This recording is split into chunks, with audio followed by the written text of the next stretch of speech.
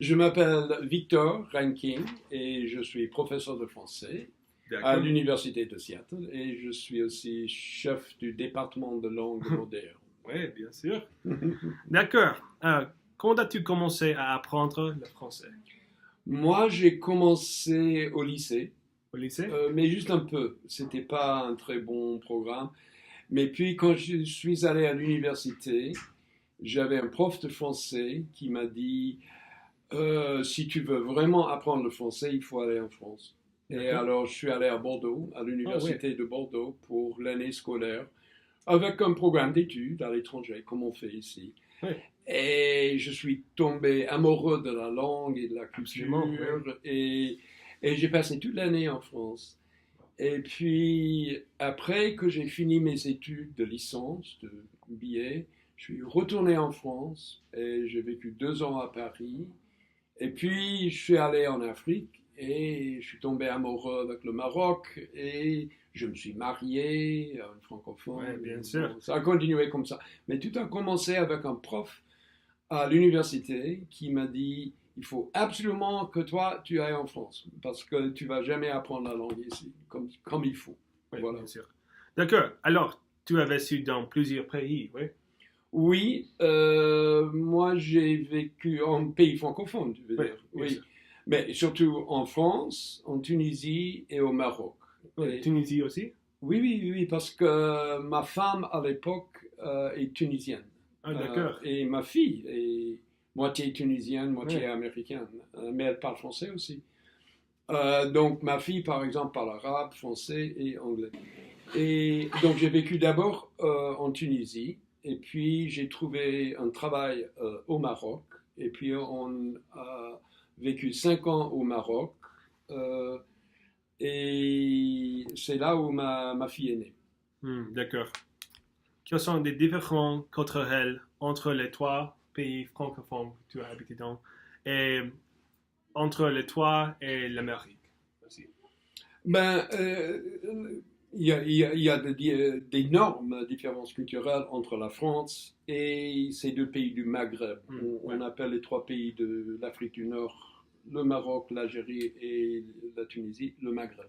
ouais, Alors, il y a énormément de différences, mais ce qui est curieux, c'est que tout le monde parle français.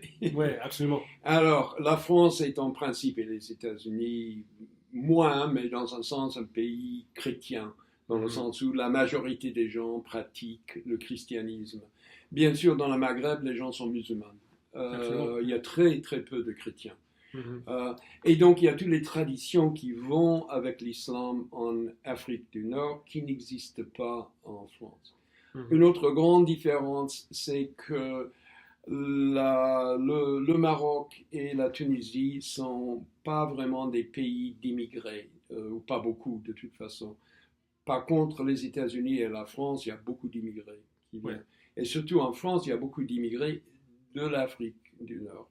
Et donc, il y a une autre sorte de racisme qui Mhm, existe en France, et je dirais aussi aux États-Unis, qui n'existe pas dans le même sens dans le Maghreb. Sinon, les différences culturelles, les cuisines sont complètement différentes. absolument, Américaine, ouais. française, marocaine, Ouais, alors très trois différent, ouais. cuisines très différentes. La manière de s'habiller. Et aussi, il y avait une autre mémoire collective dans chaque pays, je dirais. Par exemple, en France, quand moi je suis arrivé, c'était juste 25 ans après la fin de la Deuxième Guerre mondiale. Ouais, bien sûr. Et mon père a fait la Deuxième Guerre mondiale en France et en Angleterre.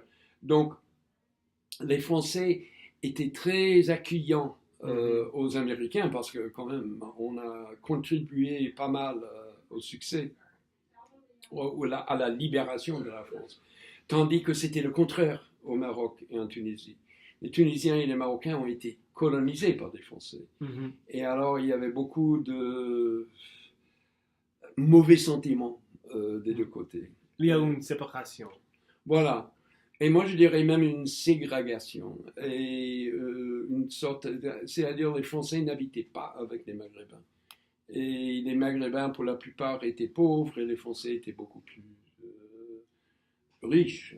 Et donc, différences de classe, aussi bien que des différences de religion, différences de langue, différences de cuisine, etc., vêtements, traditions, histoire. Donc, c'est vraiment intéressant, parce qu'on peut explorer tout cela avec la langue française. Oui. Préfères-tu une sur les autres? Non, non, non, je ne pense pas comme ça. Pour moi, il y a 3 pays dans ma vie qui sont vraiment mes pays. Il y a les États-Unis, mon pays natal. Il y a la France, mon pays adopté. Et il y a le Maroc, un autre pays adopté. Moi, j'aime beaucoup de choses en France, beaucoup de choses au Maroc, beaucoup de choses ici aux États-Unis aussi. Pour moi, ça a multiplié mes nationalités. Ouais. Dans un sens, j'appartiens à chacun de ces cultures. D'accord. Est-ce que je préfère certaines choses? Bien sûr, je préfère la cuisine française à la cuisine américaine pour la plupart, mais ça change maintenant. Et j'adore la cuisine marocaine. Mais je ne suis pas une personne de religion, donc bon, si les gens sont chrétiens, musulmans, juifs, ça n'a pas d'importance pour moi. D'accord.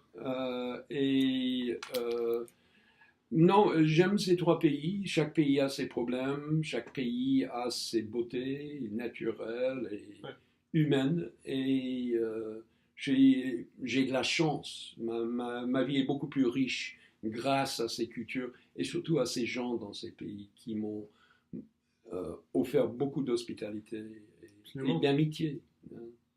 Voilà.